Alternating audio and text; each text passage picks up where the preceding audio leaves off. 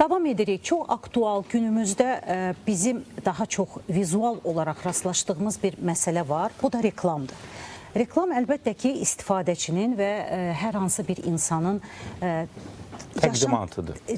Yaşam tərzinə görə o adətən necə qavrayırsa, onu zehnində necə həkk olunursa, o ona o cür dəyər verməyə başlayır. O da aslında reklamın hansı formada təşkilindən, hansı kontentdə təşkilindən, bütün bunlar əlbəttə ki, başqa bir məsələnin müzakirəsidir. Amma söhbət reklam yayımından gedir və reklamın istər açıq məkanlarda, istər kütləvi informasiya vasitələrdə, media orqanlarında yayımı, bütün bunlar reklam haqqında qanunda tənzimlənir. Və bu qanunda reklamlar nə cür tənzimlənir sualına ətraflı toxunacağıq qonağımızla bərabər. Azərbaycan Dövlət Reklam Agentliyinin mətbuat katibi Hüseyn Nazəri sizimizin xoş gəlmisiniz Hüseyn. Salamlayırıq sizi. Sabahınız xeyir olsun. Xoş gördük. Çox sağ olun, təşəkkür edirəm dəvətinizə görə. Reklam adətən deyəndə insanların gözü önündə sadəcə hər hansı bir sahibkarın, biznesmenin ortaya ərsəyə gətirdiyi bir işi insanlara təqdim etmək və onu sevdirmək, tanıtım etmək kimi başa düşülür. Amma gündəlik bir də görsən ki, adi bir slogan belə reklam ola bilər. Yəni adi bir ifadə belə reklam ola bilər. Ona görə də reklamın təşkil olunması işi, reklamın ərsəyə gəlməsi işi, bütün bunlar qaydalar necə tənzimlənir və açıq məkanlarda xüsusilə nəzərə alsaq ki, Azərbaycan dili var burada, dilimizin saflığının qorunması var, tanıtım var. Yəni bütün bunlar istərdik ki, bu barədə bu məqamlara aydınlıq siz gətirəsiniz. Böyük məmnuniyyətlə təbii ki. Və ümumiyyətlə Dövlət Reklam Agentliyi açıq məkandakı reklamlara nəzarət edən və tənzimləyən qurumdur. Yəni sahibkarlar hər hansı bir obyekt açarkən bu İçəri şəhər, Bulvar İdarəsi, Qala Qoruğu və Şuşa şəhəri istisna olmaqla Azərbaycanın istənilən ərazisində obyekt açarkən həmin obyektlərin üzərinə reklama vurmazdan əvvəl Dövlət Reklam Agentliyindən icazə alınmalıdır. Yəni əgər sahibkar obyekti açıb reklamını vurursa, bununla artıq qanunu pozmuş olur. Yəni əvvəlcədən icazə alınmalıdır, sonra həmin reklamın yayımına icazə verilir. Və icazə alınması proseduru da əslində sadədir. Bunu onlayn qaydada da edə bilirlər. Agentliyin onlayn icazələr sistemi var. Ora müraciət etməklə, reklamın eskizini göndərməklə tərəfimizdən baxılır. Əgər qanunvericiliyin tələbləri pozulmursa, bu halda həmin reklamların ölçü meyarları var. İcazə verilir. Ölçü meyarları təbii ki var. Ümumiyyətlə, dövlətimiz kiçik sahibkarlar üçün nəzərdə tutub 1 kvadrat metr reklam yerləşdirsələr, bunun üçün heç bir dövlət rüsumu və yayım haqqı ödəmirlər. Bundan azaddılar. Bu kiçik sahibkarlığın inkişafı üçün nəzərdə tutulub. Lakin elə binalar var ki, orada reklamları yerləşdirmək, yəni maksimum böyük ölçüdə yerləşdirilməsinə icazə verilmir. Burada estetik görünüş, vizual görüntü bizim tərəfimizdən təbii ki, tənzimlənir. Hüseyn, kontentdən asılı olmayaraq müxtəlif mövzulu, yəni məkanlar açıla bilər. Bu, məsələn, tutaq ki, hər hansı bir kafe, restoran olsun və yaxud hər hansı bir xidmət sektoru olsun. Yəni burada da reklamın yerləşdirilməsi o mövzuya uyğun müraciətdə yenə də sizə müraciət olunur. Məsələn, əgər mən adını belə qoymaq istəyirəm, bu formada qoymaq istəyirəm, bu işdə sizin əməyiniz olur, yoxsa yox? Biz ad seçimində sahibkarların işinə müdaxilə edə bilmirik. Lakin sahibkar adı necə seçəcəksə, onun eskizini bizə göndərir və burada hər hansı bir qanun pozuntusu yoxdursa, bu zaman icazə verilir və təbii ki, normalara cavab verməlidir. Burada dil məsələsinə də baxılır. Burada milli mənəvi dəyərlər məsələsinə də baxılır. Hətta ad məsələsinə də baxılır.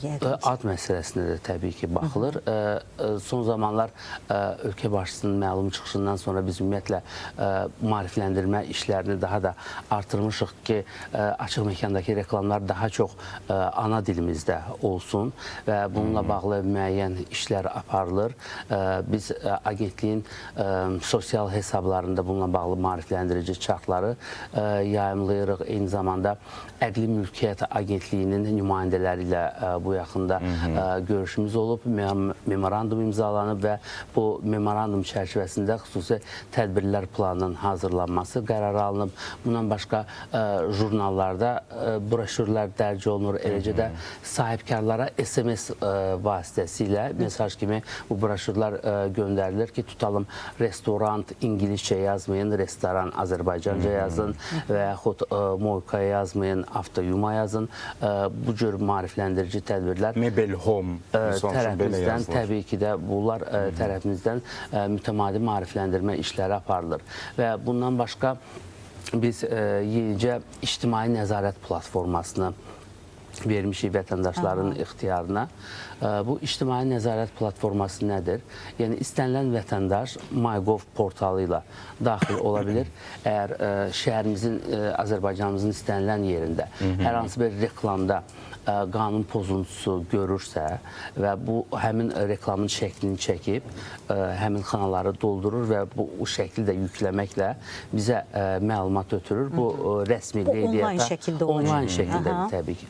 Bu rəsmi qeydiyyata alınır və tərəfimizdən dərhal operativ tədbirlər görülür. Yəni, həmin reklamın yayımı dayandırılmalıdırsa, onun yayımı dayandırılır. Hüseyin bəy, hansı məhsulların reklamına icazə verilmir ümumiyyətlə? Bu Nazirlər Kabinetinin qərarı ilə təsdiq olunmuş bir siyahı var. Hansı məhsulların reklamına icazə vermək olmaz.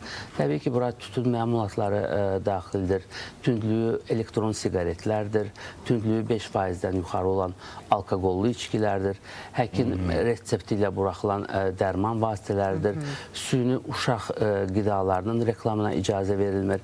Eləcə də idmançılarımızın istifadə etdiyi o doping məhsullarının açıq məkanda reklamına da icazə yoxdur. Xüsusilə də energetik içkilər bura daxil deyil, Hüseyin bəy? Yox, energetik içkilərlə bağlı hələ qanunda bir dəyişiklik edilməyib. Reklamların yerləşdirilməsi adətən bir vəhdət təşkil etməlidir də, vizual görüntü ilə. Söhbət məsələn tarixi tikillərdən, binalardan gedirsə. Orada bəzən olur qanunsuz şəkildə məsələn hər hansı bir plakatların yapışdırılması və yaxud harasa elan şəklində adlardan istifadə olmaq, elanların yapışdırılması. Yəni burada vətəndaşlar necə, cərimə nəzərdə tutulurmu, necə həyata keçirilir bu? Ümumiyyətlə, son dövrlər nəzər yetirsiniz, ümumiyyətlə, vizual çəkililik xeyli aradan qaldırılır. Bəli. Yəni, artıq əvvəllər istər yaşayış obyektləri olsun, bu yemək şəkilləri ilə, dırnaq, ayaq şəkilləri ilə salonlar qoyuldu. Bu vinil vizual çəkililik yaradırdı. Artıq dizayn kodlar istifadə olunur və bu Bakı şəhərində bir çox əsas küçələrdə tətbiq olunub. İndi digər Bakı kəndlərinə doğru bu işlər aparılır. Eyni zamanda təbii ki, bölgələrimizdən də yan keçməyib. Tarixi binalara gəldikdə xüsusilə Gəncə şəhəri və Şəki şəhərinə biz xüsusi yanaşma etdik. Oradakı əksər reklamlar yenilənib və bu yenilənmə zamanı bizim tərəfimizdən sahibkarlara eskizlər təqdim olundu və həmin eskizlərdə reklamların şriftindən tutmuş, orada istifadə olunacaq materiallara qədər ki, həmin tarixi binalara zərər yetirilməsin, minimum olsun və bütün bu işlər təbii ki, tərəfimizdən həyata keçirilir və hələ də nəzarət, monitoring prosesləri davam etdirilir. Varmı xüsusi binalar ki, ümumiyyətlə reklam yapışdırmaq və yaxud da ki, ad qoymaq olmaz, tarix əhəmiyyətli arxitektur? Orada Nazirlər Kabinetinin 499 sayılı qərarı ilə təsdiqlənmiş qaydalar var. Məsəl üçün, tarix memarlıq abidələrində bir obyekt yalnız bir reklam yerləşdirə bilər. Binanın fasadına xələl gətirməmək üçün. Və yaxud memorial lövhənin 1 metr yaxınlığında reklam yerləşdirmək olmaz. Eləcə də binanın tinlərində və yaxud üzərində bədii, dekorativ, əllə çəkilmiş şəkillər formasında... Bəzən sprey boya ilə belə adlar yazılır. Onlara da icazə verilmir. Qanunla bunlar qadağandır. Açıq məkanlarda reklamların vizual görüntüsü nə qədər önəmlidir? Təbii ki, bu dizayn kod böyük əhəmiyyət daşıyır və belə deyək, adətən deyirlər ki, şəhərdəki reklam qurğuları bir növ şəhərin mebeli funksiyasını daşıyır və son dövrlər yeni müasir tipli reklam qurğularının təşviqi tərəfimizdən aparılır ki, daha çox rəqəmsal monitorlardan istifadə olunsun Eyni zamanda reklamlar vurulurdu, biri aşağıdan, biri yuxarıdan.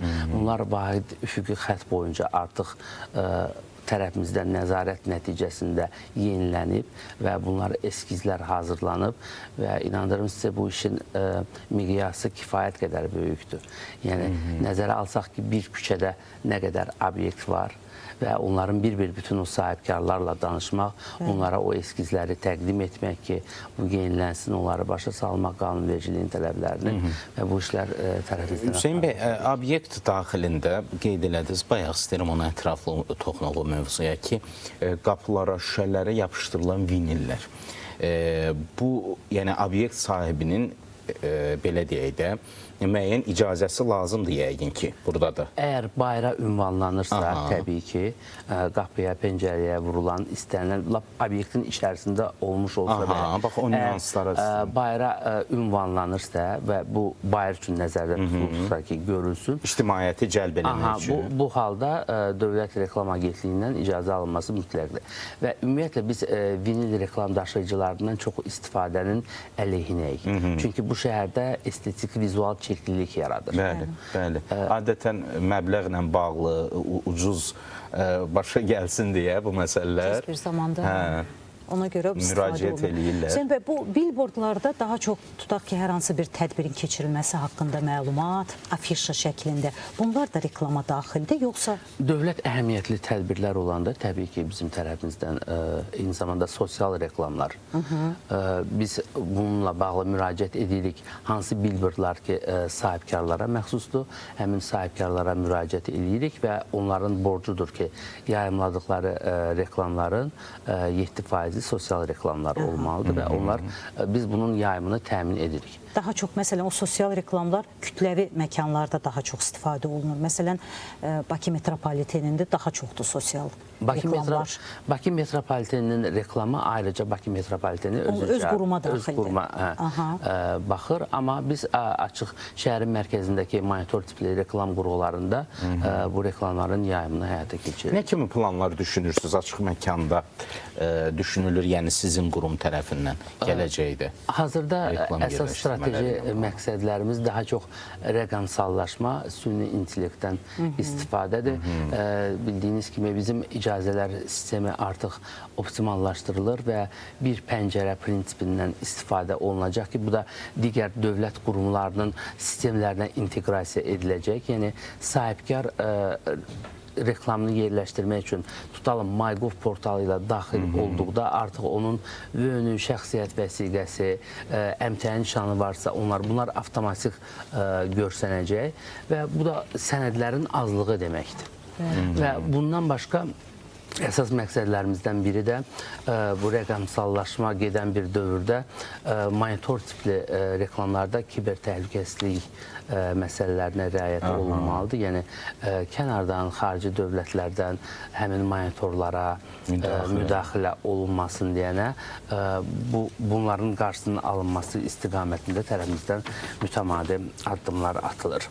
Eyni zamanda süni intellektdən istifadə olunmaqla Dövlət Reklam Agentliyinin saytında yaxın zamanlarda bu il ərzində böyük ehtimal chatbot xidməti də vətəndaşların ixtiyarına veriləcək. Nəzərə alsaq ki, yeni reklam dünyasında artıq reklamın özünün rəqəmsallaşması prosesi gedir. Bu o qədər sürətlə gedir. Müxtəlif Reels, Shorts formasında reklamların paylaşılması, bayaq siz qeyd etdiyiniz kimi AI məhsulu olaraq artıq kütləvi deyil, istifadəçinin özünə nəzərən reklamın təşkil olunması. Reklam adətən kütləvi təşkil olunurdu, amma indi artıq hər insanın özünün qavraya biləcəyi bir tərzdə, özünün qəbul edəcəyi bir tərzdə.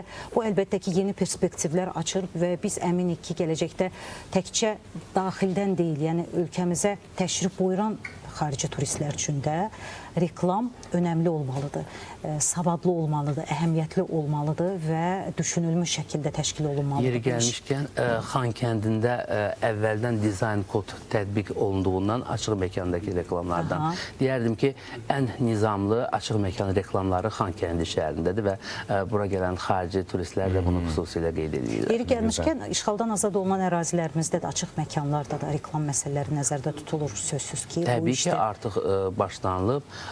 Ağdamda, Kəlbəcərdə müasir tipli reklam qurğuları artıq quraşdırılıb var. Cərimələr nə vaxt tətbiq olunur? Hüseyn, çox maraqlıdır. Hansı məsələn hallar var ki, bax bu hallarda cərimə tətbiq olunur və hər hansı bir vətəndaş mütləq bunu ödəməlidir?